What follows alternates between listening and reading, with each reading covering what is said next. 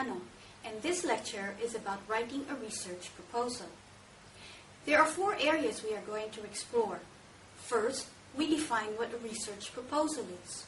Secondly, how do you define your research topic? Then, how do you organize your research proposal? And finally, how do you write a good research proposal?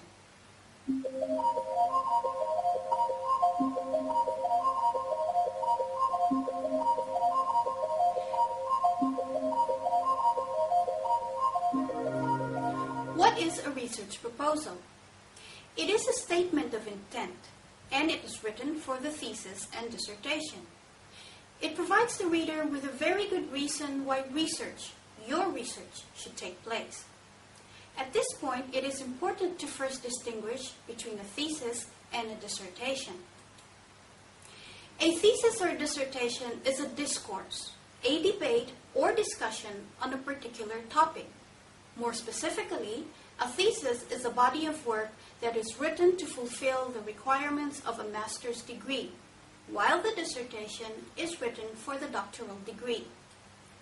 Both the thesis and dissertation contain a question that needs an answer. But the main difference between the two is that a dissertation should make a significant, original contribution to the body of knowledge.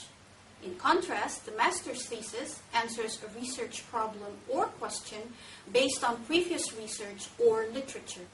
Now, how do you choose your topic and supervisor?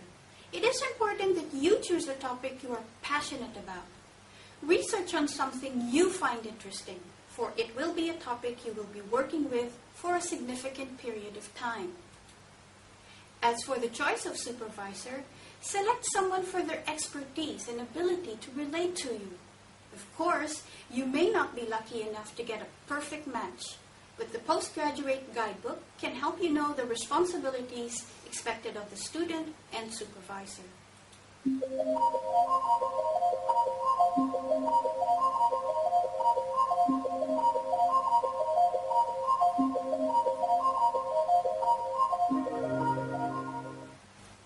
Once you have a definite topic in mind, the next step is organizing your research proposal. The basic sections in a research proposal are the following: title of study, introduction, significance of research, the literature review, methodology, which includes the research design and data analysis, expected results, ethical statements, time frame or plan, and budget. And finally, your primary references. Let's look at the title of your study. Your title must give the reader a sense of what you are examining. In other words, it must clearly indicate your topic and encapsulate what you are doing. However, do not make it too general or too long. It should be no more than 15 words and should be catchy and attention-grabbing. The introduction introduces the reader to the topic in question and usually begins with a brief historical overview of the topic. The introduction outlines the general field of interest and shows how your chosen topic fits within it. This section should indicate why you are interested in the study. The significance of research discusses your main aim and the significance of your study. There are 2 elements you should present at this point. First is the purpose. What is the purpose or overall aim of your research? This should be clearly stated. If there are hypotheses, they should also be stated.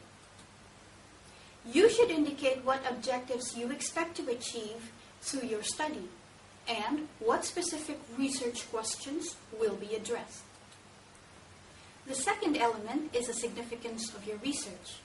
You should be able to show the reader why your research is important and what contribution will your study make to the field of knowledge. Furthermore, it is important to show what are the wider implications or uses of your study to the general body of knowledge. A very important section in the research proposal is the literature review. In most instances, this is written as a separate chapter. The literature review should discuss the relationship of your proposed research to other local and international researchers in the field. The literature review serves four main functions. First, it focuses on what has been done before. In other words, you are discussing what major research studies have previously been done, and then highlighting how your study will fill the current knowledge gap. Then, it outlines the instruments you will use in your study and justifies why such instruments are used over others. Thirdly, it is essential that the literature review points out why it is necessary to conduct your research. And finally, it sets the boundaries for your studies. These are also known as delimitations. The section on methodology and research design discusses in detail how you will collect the data and conduct the research. That is, the method you will use. You should also discuss what instruments or tools will you use to gather data. Whether interviews, surveys, content analysis, case studies, or meta-analysis were used, all these must be clearly detailed in this section.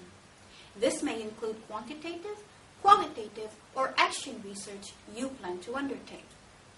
Remember that the choice of method should correlate with your research question or questions.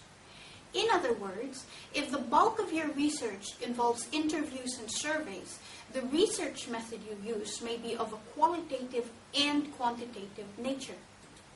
If your research relies heavily on analysis, then your research method would be more of a qualitative kind. In short, you must be able to show the link between your research question or questions and the data gathering tools you will use. Finally, if the study requires it, include a theoretical or conceptual framework that you will employ. The data analysis should clearly specify how you will present your results and discuss any statistical tests you will use. This section discusses the methods used to prove your hypotheses, if there are any. One tip for this is to deal with each hypothesis separately and mention the analysis that will be conducted. The research proposal has a section that discusses what you think will happen based on your intuition and the exploration and study you have done up to this point. This is the section on expected results. To some extent, you should already have some idea of expected outcomes based on the research conducted in the past. This section answers the questions, what are the possible outcomes of your work? For example, are they positive, negative, or there is no correlation between the variables? Which one would lead to the most fruitful research work, and why? What are your key assumptions, and what are the limitations of working under these assumptions? You may use a pilot study or fragments of other similar research to forecast outcomes. If your research requires human participants to be interviewed or surveyed, you will need to apply for ethical approval from the university to do this. Your supervisor should be able to advise you on whether or not it will be required for your research. This section should briefly discuss the ways in which your study will protect confidentiality, anonymity, and the physical and mental well-being of participants.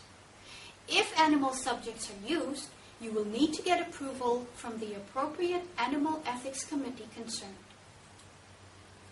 The section on time frame of study and budget provides a timeline for your research. It lists the times and dates of each step of your research process. It should be as specific as possible, but keep in mind that the timeline should serve as a general guide only. The budget estimate of costs involved in your study need not be too detailed and should list any costs that will be incurred, as well as indicate the source of any funds. Finally, you should indicate the primary references and appropriate text you initially cited in your proposal. Your supervisor may also direct you towards other essential texts. Never underestimate the value of a good reference list. It should reflect both search and research. This indicates that your research is an activity of finding out by doing.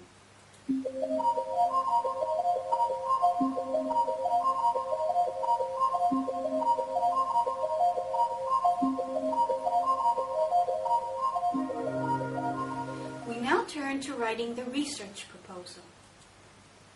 A well-structured proposal is a well-written proposal. Remember to keep your writing clear, concise, and to the point.